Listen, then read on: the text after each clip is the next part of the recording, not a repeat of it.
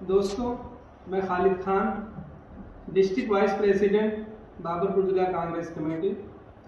दोस्तों, आज मैं बात करना चाहता हूं बीजेपी सरकार की बुलडोजर नीति पर। जिस तरह से आज पूरे देश के अंदर में नफरत का बुलडोजर चलाया जा रहा है, गरीबों के खिलाफ, किसानों के खिलाफ, मजदूरों के खिलाफ जिस तरह से अत्याचार किया जा रहा है, जिस तरह से उनके साथ अन्याय हो रहा है, आज पूरा देश आक्रोश में है और बीजेपी के खिलाफ है। लेकिन सत्ते में रहते हुए सत्ते का दुरुपयोग ये बीजेपी कर रही है और गरीबों के साथ जिस प्रकार का अत्याचार हो रहा है आज, ऐसा देश के अंदर में कभी नहीं हुआ। कांग्रेस ने भी 70 सालों से राज किया, लेकिन कभी ऐसा नहीं हुआ। आज तरह तरह की नफरतें फैलाने की कोशिशें की जा रही हैं और बुलडोजर के नाम पर जिस तरह से नौटंकी की जा रही है, जिस तरह से देश को तोड़ने का काम, बांटने का काम, नफरत फैलाने का काम किया जा रहा है, आज जनता इन चीजों को समझ चुकी है। आज बीजेपी की हकीकत सामने आ चुकी है और कांग्रेस हर जगह इस अन्याय और अत्याचार के खिलाफ आवाज उठा रही है, हर जगह गरीबों की लड़ाई लड़ रही है और इंशाअल्लाह हम आखिरी सांस तक ये लड़ाई लड़ते रहेंगे। हमारा इतिहास रहा है, अंग्रेजों के शासनकाल से लेकर के आज तक हम गरीबों के हित की लड़ाई हमेशा लड़ते रहे हैं। जब जब बीजेपी सरकार देश विरोधी नीतियां लाती है, किसान विरोधी नीतियां लाती है, हम गरीबों के पक्ष में आकर के, मजदूरों के पक्ष में आकर के, किसानों के पक्ष में आकर के गरीबों की, किसानों की लड़ाइयां लड़ते हैं, इस जनता की लड़ाई लड़ते हैं। आज मैं जनता से आह्वान करता हूं, गुजारिश करता हूं कि एक आवाज उठाने की जरूरत है। आप एक हो जाइए भ्रष्टाचार के खिलाफ, जुल्म और अत्याचार के खिलाफ, जो शोषण करती है गरीबों के खिलाफ। आज एक आवाज उठनी चाहिए उस सरकार के खिलाफ। अकेला कोई भी इस सरकार से लड़ाई नहीं लड़ सकता है, पूरे देश को एक प्लेटफॉर्म पर आना होगा, इस अत्याचार और अन्याय के खिलाफ लड़ना होगा।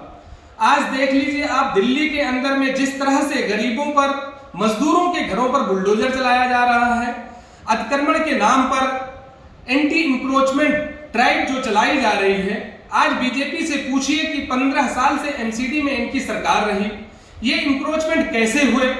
इनके नेताओं ने पैसे लेकर के इंक्रोचमेंट करवाए, ये अतिक्रमण करवाए और भ्रष्टाचार में लिप्त ये बीजेपी एमसीडी सरकार, आज सारे नेता इसके भ्रष्टाचार करके बैठे हुए हैं और भ्रष्टाचार के डर से बीजेपी ने इलेक्शन को टाल दिया।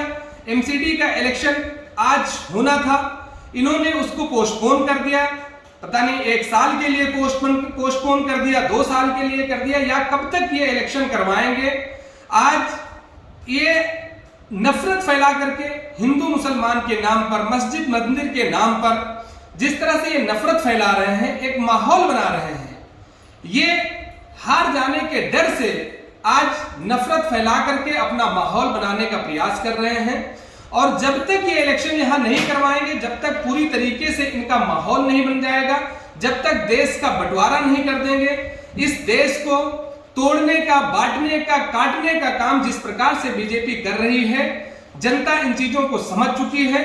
लेकिन बहुत जल्द इनका ये जुल्म, इनका ये अन्याय, ये अत्याचार बहुत जल्द खत्म होगा, क्योंकि भारत एक ऐसी धरती है जो जुल्म और अत्याचार को ज्यादा दिनों तक सहन नहीं कर पाती है। बहुत जल्द इस देश के अंदर में तब्दीली आएगी। इंशाअल्लाह कांग्रेस की सरकार बनेगी। 2024 के इलेक्शन में माहौल बिल्कुल बनता हुआ दिख रहा है, जनता इनके खिलाफ जा रही है।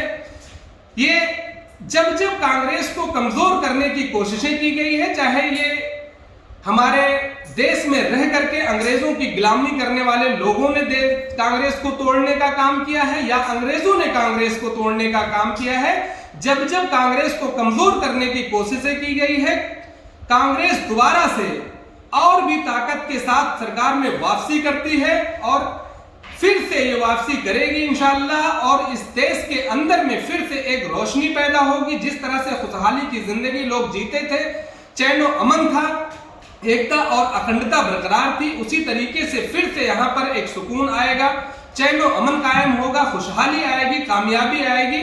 बहुत जल्द ये बादल है, बहुत जल्दी छट जाएंगे, ये उड़ जाएंगे।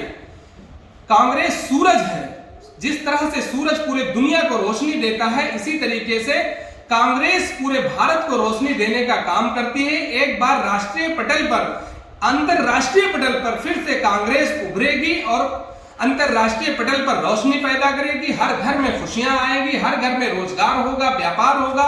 आज आप देख लीजिए, महंगाई चरम सीमा पर है।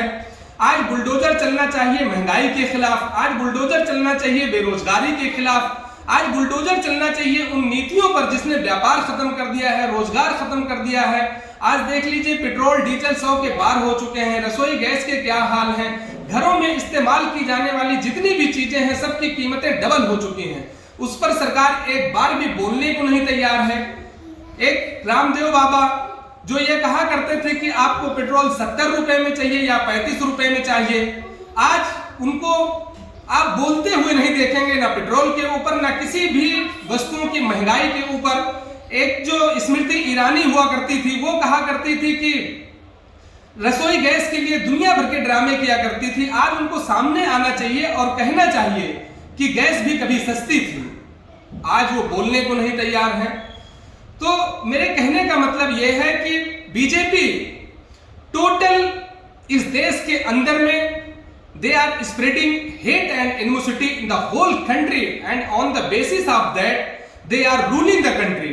Actually they are not governing the country, they are ruling the country such as the British was ruling the country. In the same way they are ruling the country, they are adopting the policy divide and rule, they are spreading the hate in the country. तो इसको अब हमें आपको समझने की जरूरत है दोस्तों, एक प्लेटफॉर्म पर आने की जरूरत है, हमें आवाज उठाने की जरूरत है।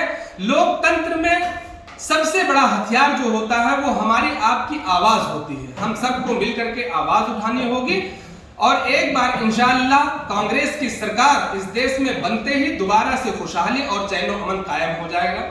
शुक्रिया।